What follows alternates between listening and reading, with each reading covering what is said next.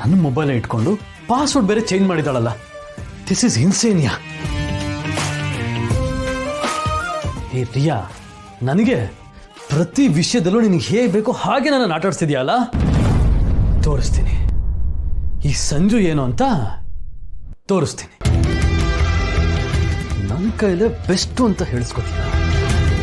ನೋಡ್ತಾ ಇರ, ನೀನೇ ನನ್ನ ಹತ್ರ ಬಂದು Sanju you are the best ಅನ್ಬೇಕು.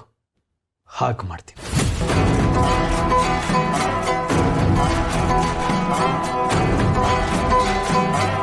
ಸಂಜು, ಏನು ಯಾಕೋ ಇನ್ನೂ ಮಲಗಿಲ್ಲ? ಯಾಕೋ ಇಷ್ಟೊಂದೆಲ್ಲ ಟೆನ್ಷನ್ ಮಾಡ್ಕೊಂಡಿದ್ಯಾ?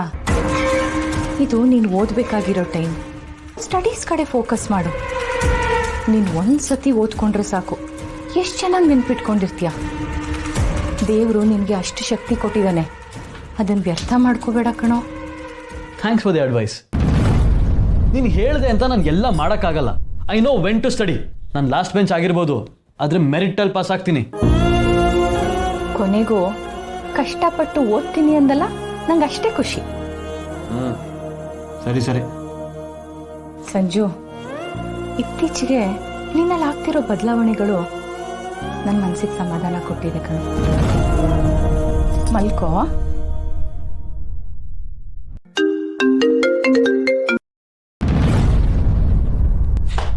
ಮಿಸ್ ಕಾಲ್ ಕೊಡ್ತಾರಲ್ಲ, ಕಾಲ್ ಮಾಡಕ್ಕೆ ಏನಾಗಿದೆ ಇವ್ರಿಗೆ?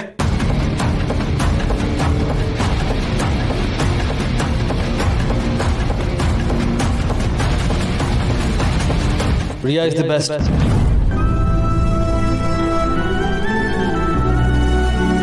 ನನ್ನ ಮಗನ ಮನ್ಸು ಚೇಂಜ್ ಆಗ್ತಿರೋದಕ್ಕೆ ಈ ಹುಡುಗಿನೇ ಕಾರಣನಾ? ಒಳ್ಳೇದಾಗ್ಲಿ.